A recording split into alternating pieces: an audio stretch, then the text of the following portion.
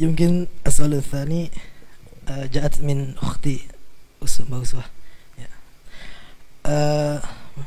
ما رأيكم وبصيرتكم ما هي التخصصات التي تحتاجها النساء في هذا الزمن في التعلم والأكاديمي الماجستير؟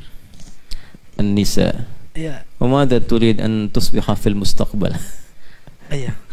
جاءت من أختي. Ada titipan pertanyaan dari saudari perempuannya, apa jurusan yang sesuai untuk perempuan di era seperti sekarang? Itu ya. Iya. Baik.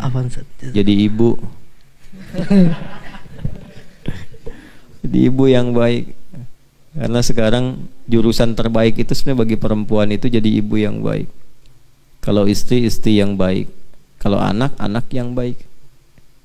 Itu yang paling tinggi, karena kita sekarang akan dihadapkan, kalau kita nanti satu saat kita belajar riset tentang hadis-hadis perkembangan zaman, akan ada kondisi-kondisi, kata Nabi, yang dinamika sosialnya makin tinggi, kemudian pergolakannya makin kompleks, kriminalitasnya makin beragam, dan itu skala global.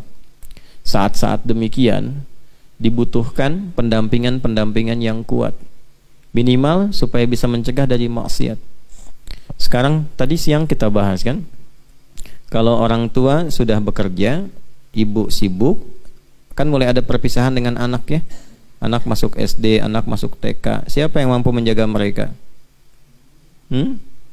Ya, kalau nggak dititipkan sama Allah, kita nggak bisa jamin disayang-sayang, diberikan pendidikan di rumah, tiba-tiba masuk sekolah dicipi makanan yang tidak tepat, bergaul dengan kawan yang salah, tiba-tiba masuk kampus dekat-dekat dengan orang-orang yang bergaul dengan sesuatu yang dilarang, narkoba kah, tawuran kah, macam-macam kah. Bagaimana bisa mengembalikan itu? Yang pertama yang harus dilakukan adalah membangun kesolehan pada diri orang tua.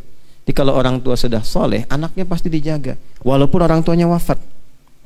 Tuh, kalau malam Jumat kita baca surat apa? Yasin. Kadang-kadang Al-Kahf kan. Saya pernah katakan di surat Al-Kahf itu ada 4 kisah viral kan. Salah satu kisah viralnya adalah kisah anak yatim, 2 anak yatim.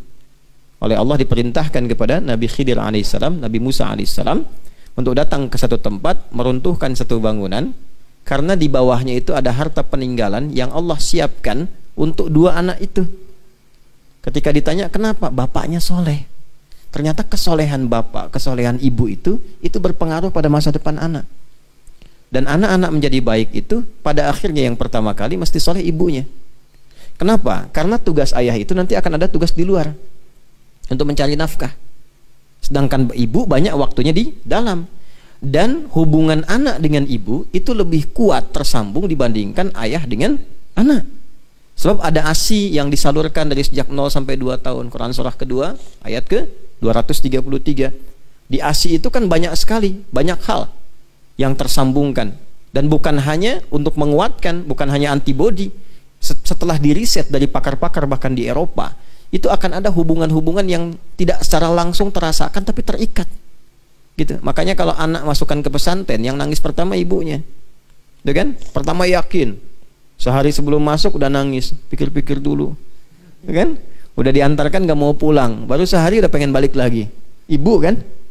Tuh, ikatannya kuat di situ.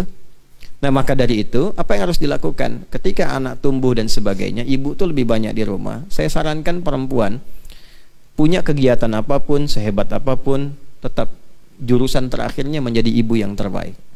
Kalau dia menikah belum jadi ibu, jadi istri yang terbaik. Keluarkan ayat-ayat tentang istri. Kalau dia belum menikah, jadi anak yang baik. Keluarkan ayat-ayat bakti pada kedua orang tua. Itu yang paling penting. Baik ya? Jadi kalau ditanya lagi apa jawaban Ustadz Adi, jurusannya jadi ibu yang baik. Jelas? Baik, barik. Kalau yang lain-lain sudah banyak, mau pilih ini, pilih itu silahkan. Tapi kompleksitas sekarang itu lebih rumit. Nanti satu saat kita belajar dengan detail.